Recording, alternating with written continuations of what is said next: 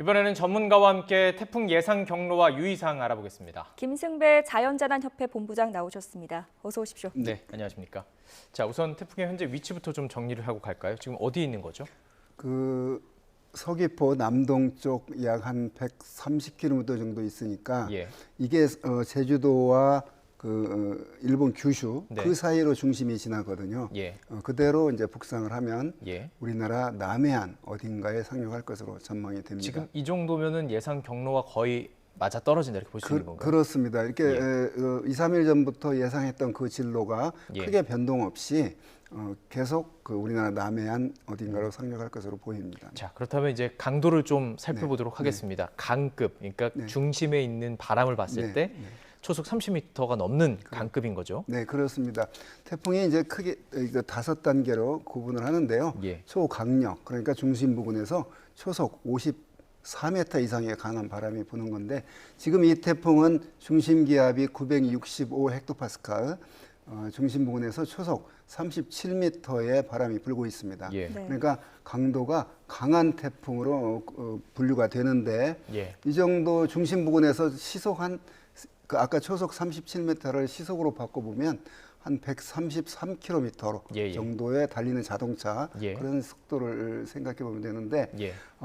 강풍 반경이 한 350km 정도 되고요. 예. 그 가운데 초속 25m 이상 부는 폭풍 반경이 있는데 그 반경이 한 150km 정도 되니까 지금 예상했던 대로 내일 오전에 우리나라 남해안 상륙해서 그대로 서울을 향해서 북상하면 폭풍 반경의 좌우 우리나라가 다 들어가는 거죠. 좌우 그래서 다 들어가요. 예. 진로가 저 오랜 기상 생활 중에 예. 이렇게 향해서 북상하는 태풍은 처음 보는데 목포 어딘가 상륙해서 이렇게 완만하게 커브를 네. 던다. 그다음에 부산을 스친다거나 과거에 예. 서해상으로 돌아서 뭐 경기만을 관통한다거나 예. 이런 어떤 비교적 곡선을 그리는데 그 전에 스치거나 그러니까 관통하거나 가로로 네, 가로지르거나 예. 이번은 그냥 종단을 하는 그 진로를 보이고 예. 우리나라 지도 호랑이 모양의 지도에 딱 가운데를 나눠서 예. 가는 그런 형국이기 때문에 아주 특이한 진로. 우선 저 밑에 있을 때 꺾는 그 과정부터가 특이했고요. 예. 이번에 우리나라 종단하는 이 진로도 상당히 특이합니다. 그 공기덩어리의 움직임인데 네. 좌우 우리나라를 그렇게 딱 가운데 나눠서 네. 가는 것. 지금 이제 시간이 지나면서 약간 좀 서쪽으로 치우칠 가능성은 있지만 그게 네. 서해상으로 빠져나가거나 그러지는 않고요. 예. 여기 내륙 어딘가에서 이제 서쪽으로 동쪽보다는 이제 서쪽으로 치우치는 게 아무래도 동쪽에 북태평양 고기압이라는 세력이 미는 예. 힘이 조금 있을 것 같아요. 예. 그럼에도 불구하고 크게 벗어나지 않는다. 예. 우리나라를 종단하면서 예. 강한 바람과 많은 비가 우려된다. 이렇게 보아야 되겠습니다. 네, 이례적인 진로가 특징이라고 짚어주셨는데요.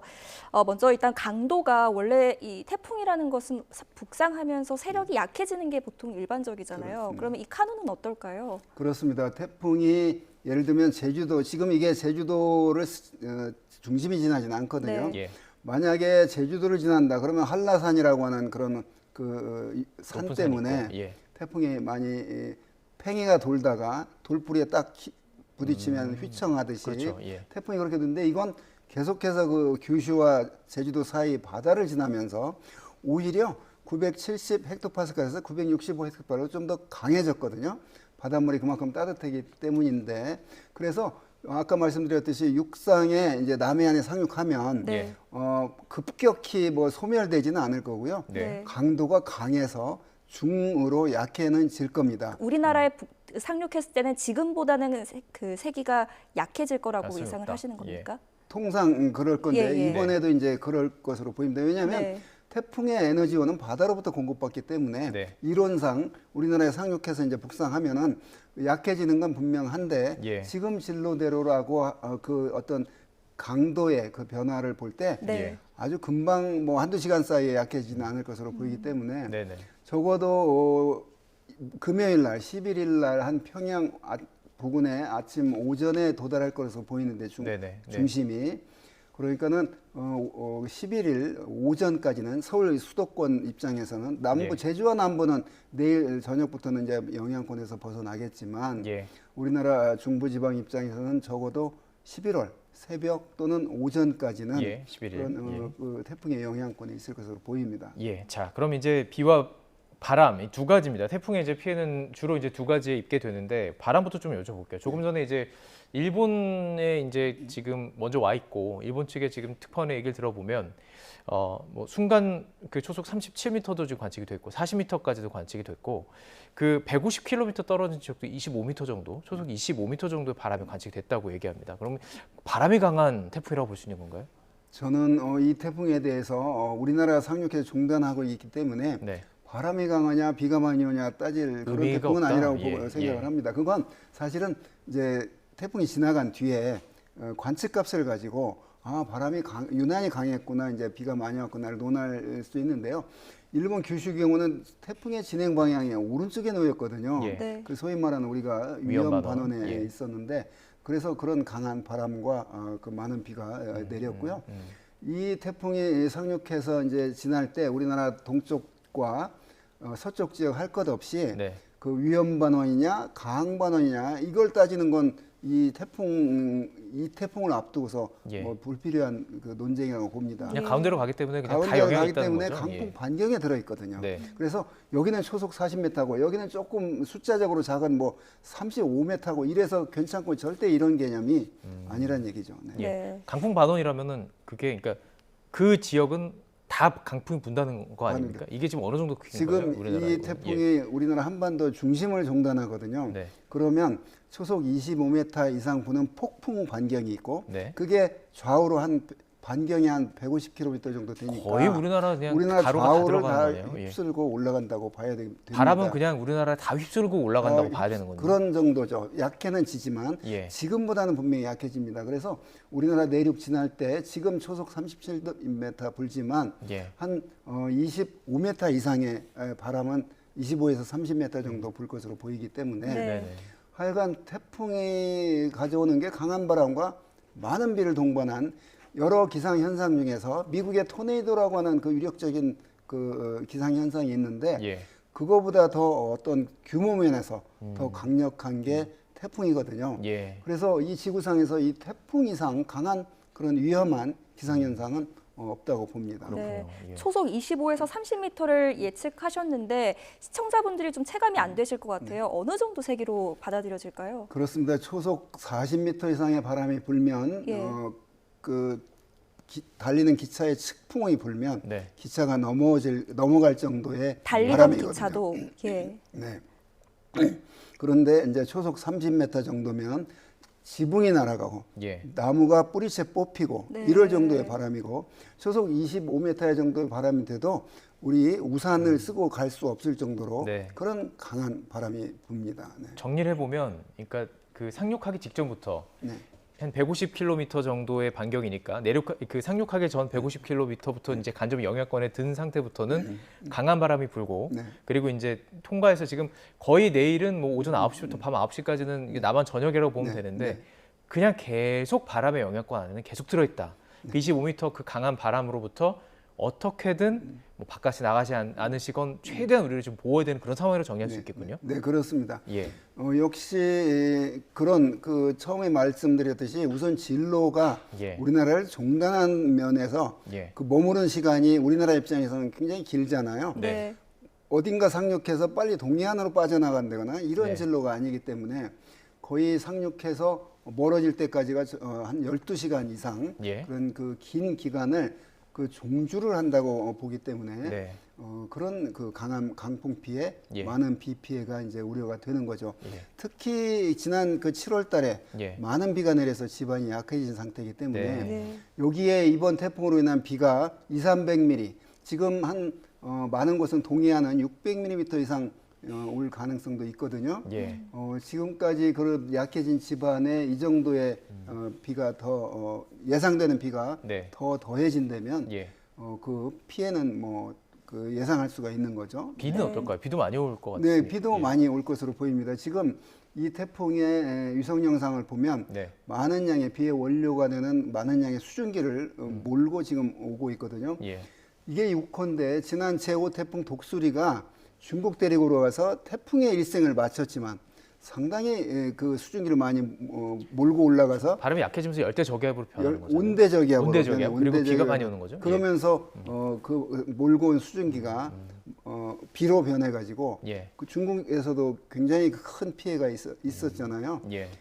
그게 태풍이 약해진 뒤에 벌어진 일이었거든요. 네. 예, 그런데 이번 태풍도 역시 통상 저 북한쯤 가면 약해지겠지만 네. 그런 그 많은 수증기를 몰고 오고 특히 그 우리나라 태풍권 약간 벗어나더라도 태풍의 어떤 동반된 비구름이 아니래도 지금 우리나라 서쪽 지방은 저 중국 대륙은 아주 따끈따끈한 그 건조한 공기가 지금 있거든요. 네. 이 태풍이 몰고 온 그 수증기와 저 북쪽에서 내려오는 그런 그 건조한 공기가 부딪히게 되면 네. 역시 태풍 자체로서도 위험한 그런 그 많은 비가 올 수 있는데 예. 그런 기상학적인 원인으로 예. 또 그러는 그 비구름들이 더 많이 비가 더 올 발생할 수 있고. 수 있는 예. 그런 상황이 지금 예상이 되거든요. 예. 네.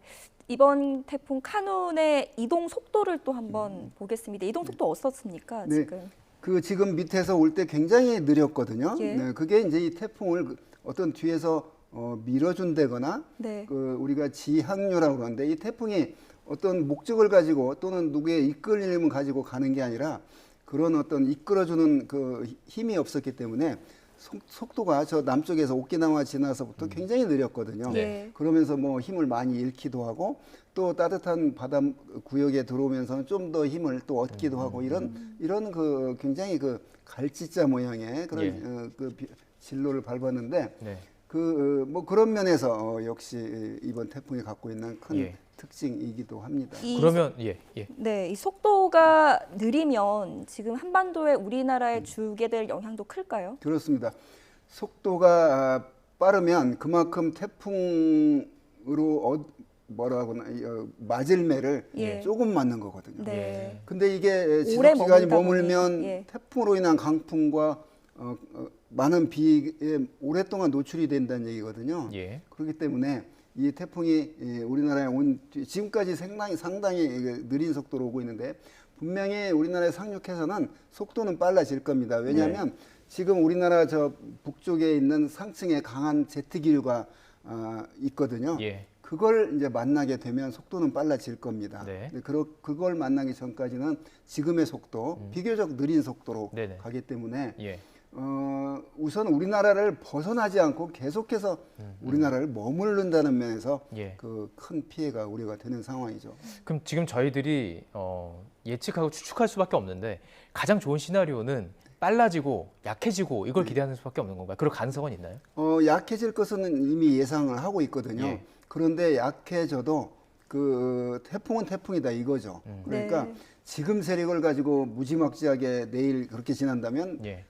더 어마어마한 큰 피해가 이제 예상이 되는 기적적으로 거고요. 많이 약해질 가능성은 없는 건가요? 예. 그게 그러지는 않을 것으로 예, 보입니다. 예, 지금 우리나라 주변의 공기가 매우 따뜻하고 이러기 때문에 예. 태풍이 그렇게 약해지려면 찬 공기를 만나야 되는데 예. 지금 중국 쪽이나 이쪽에 다 그 우리 폭염을 겪었잖아요. 예. 그래서 굉장히 그 태풍으로서는 예. 견디기 힘들 만큼의 그런 찬 공기가 아니기 때문에 쉽게 말하면 장애물이 없는 거군요. 장애물이 예. 없기 때문에 그래서 그렇게 땅을 만난다는 면에서 이제 약해지죠. 예. 예. 그 바다로부터 에너지를 못 얻기 때문에 예. 그렇지 어떤 여건이 갑자기 팽이가 비틀비틀해서 확 쓰러지듯이 그런 조건은 아니라는 거죠. 그럼 빨리 지나가기를 좀 기대해야 되는 상황인 것이고. 네, 예. 그렇습니다. 그러니까 12시간 그 태풍이 머무르는 걸 예. 뭐 9시간 머무르게 되면 3시간 버는 거 아닙니까? 그 예. 많은 비와 강풍 피해를. 그렇기 때문에 하여튼 지금 전망은 그런 시나리오로 갈 것으로 보기 때문에 예. 적어도 모레 오전까지는 하여튼 이 수도권 남쪽은 뭐 벗어나더라도 예. 수도권 입장에서는 긴장의 끈을 놓치지 않아야 될 겁니다. 네, 이 최근에 이력면에서 가장 기억에 많이 남는 태풍이 또 작년의 흰남노. 흰남노였습니다. 우리나라도 굉장히 많은 피해를 줬는데 그때와 비교하면 뭐 세력이나 이런 것들은 어떻습니까? 이번 카눈이? 그렇습니다. 그 흰남도도 이번처럼 태풍이라고 하는 공기 덩어리가 그 자동차가 급커브하듯이 꺾는 그런 진로를 밟았거든요. 예. 그러고 이제 그 부산 부근을 지나서 이렇게 갔는데 그 태풍이 우리나라 부근에 접근할 때쯤에 그 세력은 이번과 거의 비슷합니다. 강한 예. 태풍이고 그러기 때문에 그때와 다른 점은 이제 우선 우리나라를 스치고 빨리 동해상으로 빠져나갔던 면에서 그 우리나라가 영향을 받는 시간이 그렇게 길지 않았거든요. 흰남노 때요. 네, 흰남노 때. 예. 근데 이번 거는 뭐 어디로 빠지지 않고 계속해서 올라가기 때문에 예. 영향 받는 시간이 긴 게 그 차이점이라고 하겠습니다. 흰남노 때보다 피해가 더 클 수도 있을 거라고 지금 전망을 하시는 거죠. 그렇습니다. 아까 네. 말했듯이 9시에 상륙해서 저녁 9시 때까지 계속 우리나라에 네. 이 태풍이 머물러 있기 때문에 그렇습니다. 조금 전에 이제 말씀하셨던 게 정말 이례적이다, 본 적이 없다, 네. 갈치자로 막 꺾였다 말씀하시잖아요. 그럼 이제 앞으로도 이럴 수 있는 건지도 지금 걱정스럽습니다. 이게 지금 정말 이례적인 것이고 지금 갈치자로만 움직인다는 것이 앞으로도 계속 발생하다 보면은 경로를 예측하기 어려운 거 아닌가요? 그래서 좀 우려스럽거든요. 그렇습니다. 그러니까 이제 여름철 폭염도 그렇고 네. 그다음에 이런 태풍의 그런 변칙적인 진로도 그렇고 네. 분명히 이 태풍이 과거의 어떤 진행 상황을 보면 변하더라도 완만한 포물선을 가지고 예측 가능한 태풍이 어느 정도 힘을 갖추고 있으면 그 예측 가능한 범위 내에서 움직였거든요. 네. 근데 이번 같이 가다가 거의 뒤로 돌아가듯이 이렇게 간다거나 한 번 꺾었는데 또 꺾는다거나 이제 이런 게 자주 발생하는 것 자체가 태풍의 어떤 예상 진로 자체가 그 진행 방향의 진로가 분명히 변했다고 느껴지거든요. 예. 이런 것들이 전부 다 태풍이 모두 다 그렇지는 않겠지만 네. 이런 변칙적인 그런 진로를 밟는다거나 예. 뭐 이런 게 뭐 작년에 이어서 또 올해 이런 거 보면 예. 역시 모든 그런 어떤 그 자연 환경이 기후가 변하고 있는 한 형태의 예. 임에는 틀림이 없습니다. 네, 예. 지금 카눈의 예상 진로 자체가 우리나라 한반도를 관통하는 진로이기 때문에 뭐 비태풍이니 바람 태풍이니 나누는 것이 의미가 없다라고 네네. 말씀을 하시긴 했지만 그래도 좀 우리나라 중에서 좀 특히나 주의하고 대비를 더 철저하게 해야 하는 예. 지역이 있을까요? 그렇습니다. 많은 비가 이제 내릴 건데요. 특히 태백산맥 동쪽 네. 영동 지방은 그 저기압성 순환에 의해서 동해 바다의 수증기 차고 찬 수증기를 산맥에다 부딪히게 되니까 예. 더 많은 비가 내리는 것이죠. 그래서 비 측면에서는 저 동해안 지방에 동해안, 있고 예. 그다음에 내륙적으로 오면서 지리산 부근 예. 그러니까 주변에 산 유역이 있는 지역들은 네네. 그런 지형적인 효과가 더해지기 때문에 예. 여기는 한 200mm 내렸는데 여기는 한 500mm가 내리고 이제 이런 그런 지형적인 효과가 나타날 수가 있거든요. 네. 네네네. 이제 그런 면에서 특히 조심을 해야 되고요. 예. 하여간 전국이 다 강풍과 폭우권에 들어간다 이렇게 보면 되겠습니다. 예, 지역별로 네. 시간대별로 좀 정리해 주면 네. 좋을 것 같아요. 이 남쪽부터 이렇게 올라가시면서 이 시간 더 주의해 주십시오. 이렇게 좀 얘기해 주면 좋을 것 같아요. 그렇습니다. 예. 지금 저 제주도와 남해안은 태풍을 그 맞이하는 단계거든요. 네. 태풍의 중심이 제주도 동쪽으로 지나니까 그래서 오늘 밤은 제주도와 오늘 밤 제주도. 남해안, 예. 그 다음에 내일 새벽은 이제 상륙하니까 예. 전라남도, 남쪽 경상남도 지역. 남쪽 예. 내일 새벽. 상륙 지점이 아마 경상남도가 될지 사천 전라남도가 쪽으로 예상을 될지는 하고 있습니다. 모르지만 하여튼 뭐 그 정도에 분명히 상륙할 것으로 보이거든요. 예. 그래서 내일 오전 그러니까 오전 9시경이면 예. 남해안, 남해안. 그다음에 좀 더 이제 이게 저거쯤은? 시속 예. 한 15km 정도로 올라가기 때문에 네. 내일 낮 한 12시경이면 이제 충청도, 중부지방 예, 쪽으로. 중부지방. 예. 그다음에 저녁 9시경이면 서울, 경기 등 수도권. 예. 그다음에 이제 북한 쪽으로 갈 것으로 조금 보니까 안심할 수 있는 시간대는 언제가 될까요? 우리나라 전체 입장에서 안심할 시간대는 11일 날 예. 목요일 적어도 9시 이후 정도가 될 것으로 그러니까 목요일 전망됩니다. 오전 9시 정도 네네, 말씀하시는 좀 거죠. 새벽을 다 안심할 지나고. 정도. 네. 예. 예. 네, 이 앞서서 산지가 있는 지역은 지형적인 효과 때문에 더 국지적으로 많은 비가 내릴 네. 수 있다 이렇게 전망을 하셨는데 앞서서 이 산사태의 또 주요 원인이 폭우라고 네, 하더라고요. 여기에 대해서도 좀 주의를 해주시죠. 산사태 주의 당부를 좀 해주시죠. 네, 그렇습니다. 지금 지난 7월에 많은 양의 비가 내렸거든요. 네. 1년 내릴 양의 한 많은 곳은 한 80%, 한 50에서 80%가 그 장마 기간에 내렸기 때문에 집안이 매우 물러져 있거든요. 그 물속으로 땅속으로 물이 스며들어가서 그래서 여기에서 이번에 이 카눈이 지나면서 예상되는 그런 어떤 양들이 200에서 많은 곳은 한 600mm 정도가 예상이 되니까 그 물러진 상태에서 집안이 약해진 상태에서 비가 내리기 때문에 특히 지난번 장마 때 산사태가 안 난 지역이라 할지라도 예. 이번에 그 어떤 임계점 넘어갈 수 있는 그러니까 지금까지는 버텼지만 안전지대가 없다. 예, 버텼지만 이제 이번 비가 더해지면 어디에서든지 무너질 수가 있고요. 특히 우리가 늘 말하지만 오랜 기간 자연적인 산보다는 예. 최근 2, 3년에 택지 개발을 했다거나 예. 임도를 냈다거나 인근에 그런 어떤 사람의 손이 탄 지역들은 분명히 그런 산사태 발생 가능성이 그 다른 지역보다도 높다고 봅니다. 네, 예. 알겠습니다. 여기까지 듣겠습니다. 지금까지 김승배 자연재난협회 본부장과 함께했습니다. 잘 들었습니다. 고맙습니다.